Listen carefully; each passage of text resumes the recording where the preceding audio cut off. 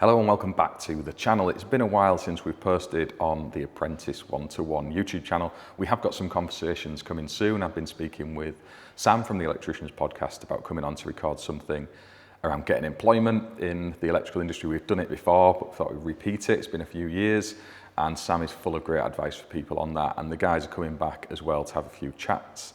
And we've also got some exciting stuff coming around the training space. But today I want to revisit a topic that I've covered a fair bit of late, and that is around safe isolation. And I'm going to try and keep this as short and concise as I can. However, I have a lot to say on it. So we're going to dive straight in, and just to show you at the minute, you can see here we've got a lock on this main switch.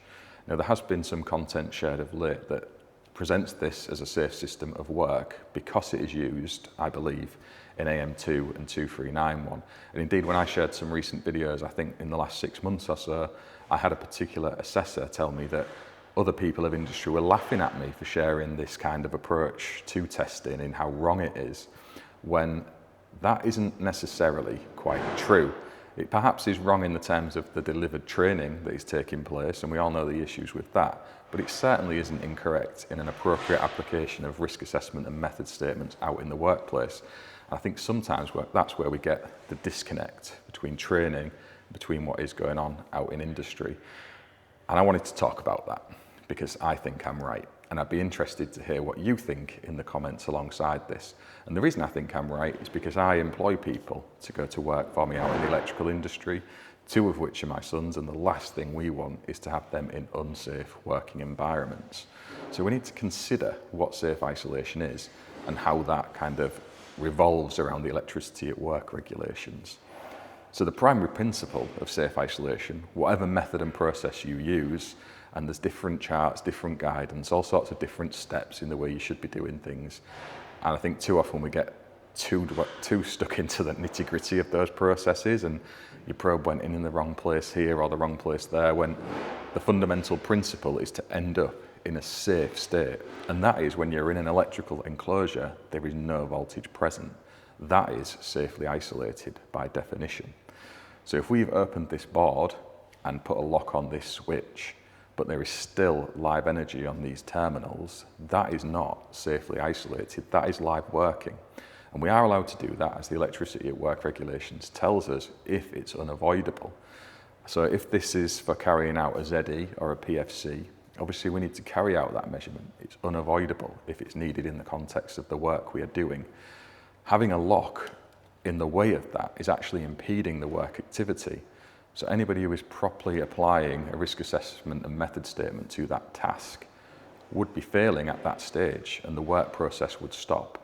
If I had an employee going to work to carry out those tests around live parts and something was in the way, however well you position it, plastic, metal or otherwise, that activity would be stopped.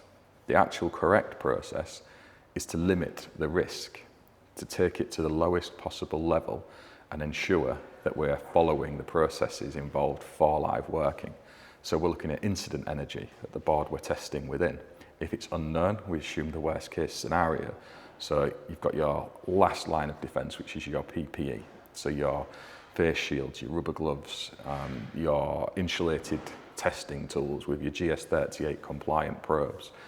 Most importantly, a skilled and knowledgeable electrician on the end of those tools who understands the risks involved and the process that's needed to carry out those tests. So this lock isn't needed.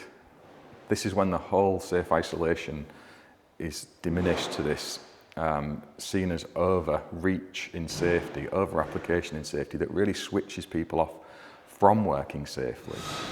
You know, they're not engaged in the process of safe isolation when it is required. And I've had those conversations on the safe isolation stand that we've been running through industry the last couple of years, speaking with contractors in their thousands now across those stands and events. And the response is coming back quite alarming from a number of people who just don't see safe isolation as a thing that really matters. If you're lucky, it's operating a circuit protected device on a circuit and using a volt pen to determine if there's power there or not. These are the things that are happening. And yeah, when you're kind of presenting this, it's just seen as virtue signalling. That is the harsh reality of, you know, what's there. I'm sure it's well intended, but it isn't safe isolation. And I don't care if that's in 2391, AM2 or otherwise. The correct way to safely isolate a board like this is, as you'll see behind me here. So over here we have got a lock on this main switch, we have got a tag. It has been checked and tested at these terminals to show there's no voltage there. I've positioned this lock just for visual effect. We've got double isolation actually, because there is another isolation point over there. I don't know if I'm pointing at it correctly with the camera angle, but that has a lock and tag on as well, and this feeds power over to that main board. Obviously this is a simulated training environment. So we can isolate this board if we need to come in and do some tests. So if we need to be in here to do our continuity testing, our R1, R2s, insulation resistance testing, we can do that safely by de-energizing at a point in advance of this equipment. That is then safely isolated. If we don't have that on this system, so say this is straight off, the main tails come in here. It's quite a common scenario on a commercial three-phase system, or even a residential domestic system, if you imagine a single-phase board, where there isn't an isolation point in advance of that board. Again, going into that consumer unit distribution board is known live working. There are live terminals in there.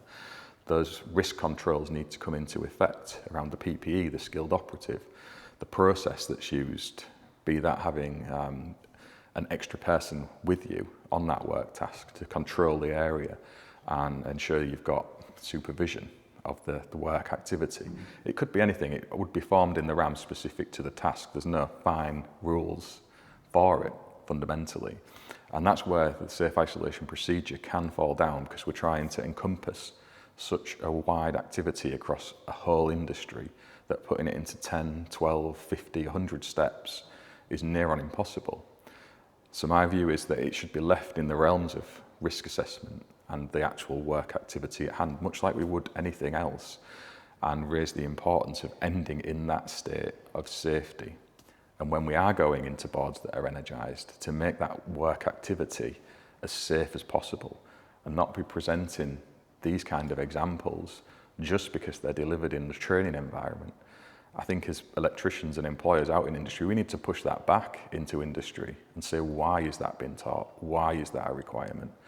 What employers have pressed that into the training regimen to say that that is something that needs to happen? Because fundamentally, training that's out there in industry is set by employers, be that apprenticeships or any of the short courses that spring up afterwards, your 2391s, your wiring regs, your EV, your PV, all of those courses are to satisfy employers that you've got competency in the work activity you've been employed to do. That's the fundamental principle to all of those things. And if that training regime is saying they want locks on main switches like this while you're working on them, I think that's an absolute nonsense. And it's not something that we're ever going to share within a one-to-one training or on my own content. And we see all kinds of examples of this where people are using these industry saw points to market products or to be the creation of topics of discussion, which is just a total nonsense, because these things have been flying around in forums for decades now. And we see the same over DC isolators. We're seeing the same over outdoor consumer units, single insulated cables within meter cabinets. There are so many examples of all of this stuff, and lots of people who have got large social media followings are pressing on the wrong side of those conversations far too often. And I'm trying in my own way, as someone who is active out in industry and does have a following of younger people who are in training, to stay on that path of what it actually is like. You know, I'm doing this as a job myself, and also employing others to go out and do it. And I'm trying to hold that line on myself and in the examples that I'm sharing, which is why it was a bitter pill to swallow when somebody is coming forward saying others are laughing at you. You know, what kind of message is that to give to somebody else anyway? It's potentially bullying in the extremes. You're trying to silence somebody else's opinion, create doubt in their mind that other people are having a bit of a giggle about the content that they're sharing, and then actually proceeding to slander me on the internet. And ironically, that was after I'd raised some points about assessors producing paid-for portfolios. And I've said before, I can only assume that this person saw some of themselves in that content, which speaks volumes, to be fair. But I won't be dissuaded from talking about this because I do think it's important. And if you are working in and amongst these terminals, there's some basic concepts that you need to ensure, find the right key for this lock. We can get it out the way, because sometimes you might have a concern that, you know, that main switch could be accidentally switched on if somebody did something silly. So if you wanted, you could apply a toggle to the switch. You know, you're limiting the prospect for that then. You don't need the lock there. You're not leaving that work area. You certainly shouldn't be. You should never leave an enclosure with live terminals accessible. So if you were to wander away from this work area, you'd have somebody else here supervising it who's capable, competent and qualified. If you're actually wandering off and just leaving it as is, having that lock there is no more or less safe. You've still got live terminals in there. You're actually breaking the electricity at work regulations. So yeah, if that was your concern, pop a toggle on if you want. There are these little metal ones which are even more low profile, but what I would say is applying one of those around live terminals, even if they are sort of finger proof, is a bit of a risk. So I'd stick to the plastic toggles if you were going to do that. Personally speaking, because you've got that skilled, capable and competent electrician who's set into doing a work activity and they do have that second person supervising them, this really isn't needed. But if you want it there, you can do. So some of the other things we need to consider with our safe isolation is, you know, how we stop people removing these. So even if the lid's on this board and you've carried out an isolation on a circuit you're working on, I've heard some of the horror stories from electricians coming again through the stand at the trade shows. Actually, other people have ripped those locks off and turned the power back on, which is staggering. So I've come across these, and I don't think they satisfy the intent of the warning labels that you need to apply as per the regs, but they are very effective because you can pop your picture on there so you can show the person who's carried out that isolation. And I think bringing that humanity back to why that's on the board, even to people who are electrically unskilled, it could be a decorator or some builders or whatever, will make people stop and think. Even the most harsh person who's rushing because they want the power on to, I don't know, mix some plaster up or whatever, they're going to see that and think, oh, I know him. I've seen him working on site, he's obviously turned that off for a reason, I'm going to go and find him and ask him. There's these ones as well where you can pop your phone number on, the permit details and such. Does have some of the labels on the front there as well. We've got some of the more traditional signs. And again, there's arguments around these of what does and doesn't satisfy a suitable warning label for an isolation. And that is, again, the bureaucratic nitpicking of the process. And those kind of conversations are devoid of the reality. People are not isolating often enough. What's on the actual bloody labels and whatnot isn't that important at the end of the day. It's having the lock on and the power off and that's verified. That's the important part.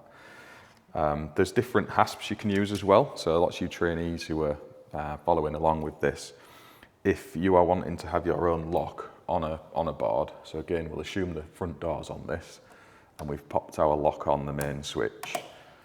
It could be that your supervisor wants their lock on there because they're the one in control of the work activity, but you want that peace of mind as well. So you're well within your rights if you're working on that circuit to ask to apply your lock. So you can use a hasp, and then everyone puts their locks on. And then the person who's actually got control of the isolation can be the last person to remove their lock and re-energize the circuit. But you also know I've got a key in my pocket, there's a lock on that, no one's turning that on without my knowledge as well.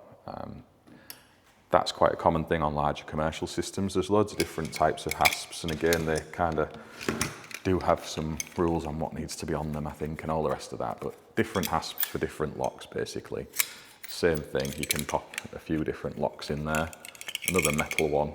You can get the plastic ones. Some people like them because they obviously are plastic and they don't conduct. But again, in an isolated enclosure or on the front of one, it's not really an issue. The other side of that is because it's plastic, somebody could cut it. Now again, that is somebody who's been reckless and would be in breach of any kind of statutory document around safe work activities, be it the Electricity at Work regs or Health and Safety at Work Act, but it doesn't mean they couldn't do it.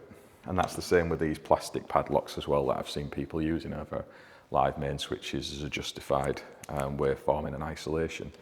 They can be vandalised very easily, and they are really no more safe than using a metal one in consideration of the terminals there. The actual issue is the impedance of probing onto stuff. And it's the same, we had a comment actually on a recent video around a rec switch where we were taking the tails out the bottom of it. You have your kind of contractor's access point. And we hadn't put a lock on that switch because we were putting new tails in the bottom for our gateway. So it's educating people that you're actually impeding that work activity by having the lock in the way. You're trying to get cables in, screwdrivers in, you've got a lock in the way. It's absolute madness. And this is the kind of nonsense that spews out of social media sometimes, and these messages get seen. And all of a sudden you've got a whole generation of electricians carrying work out like that when they don't need to. In fact, they're putting themselves at more risk than they need to. Again, with your toggles, I've shown lots of different examples of these before. There's absolutely loads of them. You've got your big, massive, super duper huge ones. This is just a little selection here. I've actually got a couple of kit boxes full of them for the varied locks you're going to find, and you'll build that over the course of your career. Your employers should have all that equipment for you anyway. And the safe process to follow in forming your isolations, there's guidance from the ESR and Electric Safety First best practice guides where you can view the opinions of industry bodies where they've come to a formulated consensus in what that process looks like, but it's never going to cover every single scenario. It very much does live in the realms of risk assessment and method statements. It's really important with that. One of the reasons you might want a board isolated is obviously if you're adding a new circuit into it, or if you're carrying out some testing. And yeah, it's just that really. If you are going into a board like this to carry out a PFC and a ZE test, you're going to want to know the incident energy. There could be a risk of arc flash or as such, and if you're not sure on that, then you need to approach it in the worst circumstances for that area you're going to work. So in this case, we've got quite low incident energy because we're deep into the installation, and it's set up in that way because it is a training environment. But if I was going onto these terminals and they were live, they're not, they're all locked off. I would be wanting to have gloves on. I'd put my face shield on, a set of goggles. You can always go a bit too far as long as you're not in putting PPE on that's making that work task harder to achieve. So that's where PPE can kind of overreach and make things more difficult, and it becomes less safe. So it's understanding how to apply that. It comes with experience, really. But we've got the face shields, the full visors ones. We use them for more stuff than with safe isolation, to be fair. And yeah, they're see-through, they don't fog up. They're easy to take on and off. I've shown it lots on the channel before. If you want, you can get the insulated rubber gloves and the leather overshields. You're only really going to need those if you're on high instant energy areas. You can get your full arc flash suits if you're working on big switch gear, and you'd need that even when you're operating the switches with the enclosures closed sometimes, just from the switch on and off process. So yeah, you do need to be aware of all of those things. But I just wanted to talk about that because I had seen some very misleading content that's been shared of late, and I think it's important to show how an employer actually views it. Now, I'm not saying I'm right or wrong on this. I will pop links in alongside this video to the other content I've shared before around doing ZE and PFC measurement that people found so amusing and so funny, because I think that's correct, and I will stand behind that till the dawn of time as a safe process of going to work and sending my staff to work. And perhaps we need to push this back into the training world of things and ask them what on earth is going on, much like lots of the other training that's actually happening at the minute. And that was kind of all I had to say on that. I hope you found this useful. If you've got any comments in agreement or disagreement, drop them in below. I am here for that. This isn't a case, it's often this pitching of debates as a row or an argument. I've seen it again this week on some other social content, and it just isn't. It's just discussion. It's to try and learn from each other, share the knowledge we've got. And if there are processes out there that work better, we all learn together, don't we? It could be that I'm totally wrong on this. People will come in and educate me, and I'll think, actually, I've been doing this wrong for 25 years. I don't mind that if that ends up being the case. We'll wait to see. Get involved in the comments, and I'll see you on the next one.